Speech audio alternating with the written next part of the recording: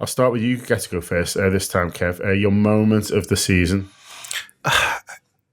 I've went outside the box again because the season's been so phenomenal and there's so many moments. Have you really liked being around?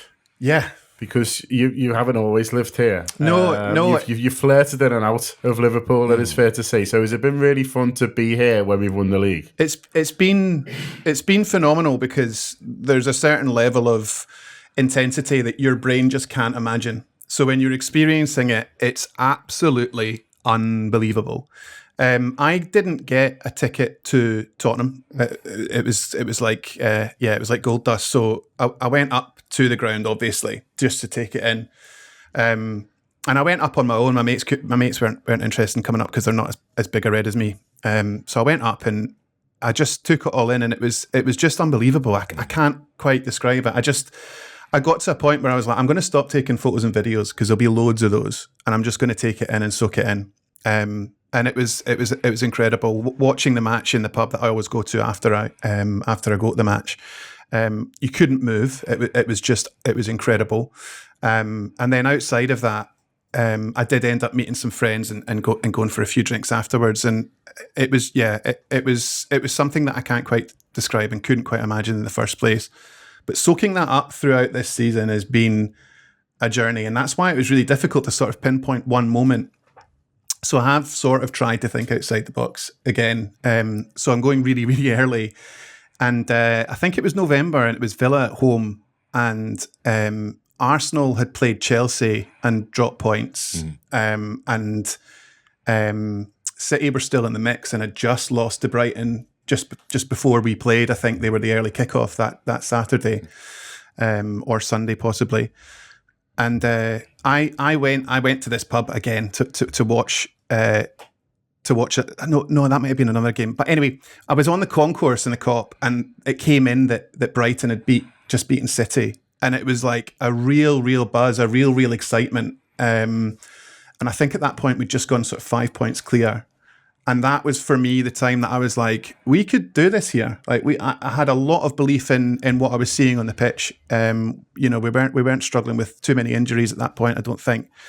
And Villa at that time, and still are, a bit of a scary prospect. I really, really like their manager. I think he's extremely talented. I really, really like their squad, which they've strengthened in January, which is quite rare to do.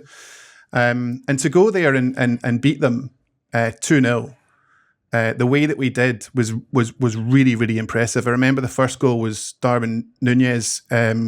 Salah, I don't know if you remember, it's a Villa corner, and Salah basically races up the pitch on the counter, gets fouled, and it's a pen. But the ref goes, nah, I'm not going to bother with that. And then it goes to Nunez and he takes it wide. And you know when he takes it wide and you go, oh, lad, what are you doing? Don't go over there. And it was an even worse angle than he's had before when he's missed it, or I think he's hit the post last season doing this. And I was in the Kop just thinking, oh, this is gone. And I remember my hands were up here and it went in, and it was just such a phenomenal goal. It was such a great finish from him. And I thought, yeah, we might do this here. And similarly, the second goal was amazing. Another counter-attack. But huge shout out to Queeve, who was incredible in goal that day, because Alisson was injured, and Queeve pulled off a few incredible saves. I think one was from Anana from a corner. It was just a brilliant day, and it's the first time that I've been in the ground in a long time. Top of the league, 5 points clear, thinking there's a bit of momentum here. You know, these are all struggling and we don't really seem to be. And that for me was a really memorable day. Obviously, if I had to choose, it would be when we won the league at Spurs. But thinking outside the box, that was the first, a fire had been lit sort of thing. Trader, how about you, man?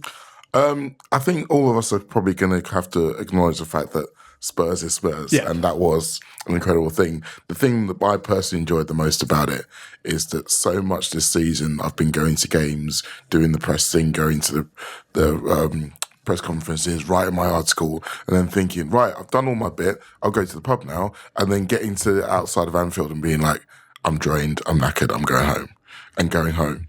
That day, I was like, no, I am going to the fucking pub. And I did, and I saw most of you, and it was just everything that I'd wanted it to be. So, yes, that will sit on the shelf as the number one answer.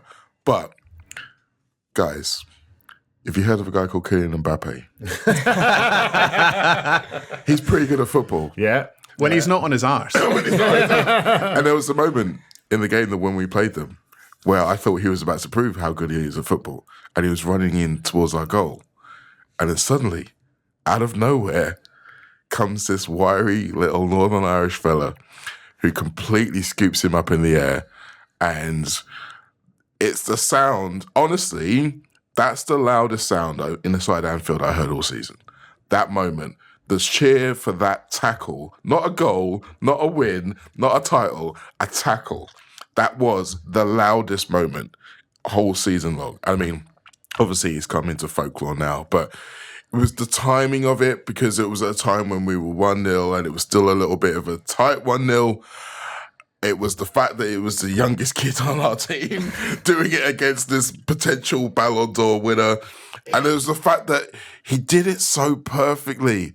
It wasn't just the fact that he kicks him up in the air, but he also won the ball clean. It was like the tackle of your dreams.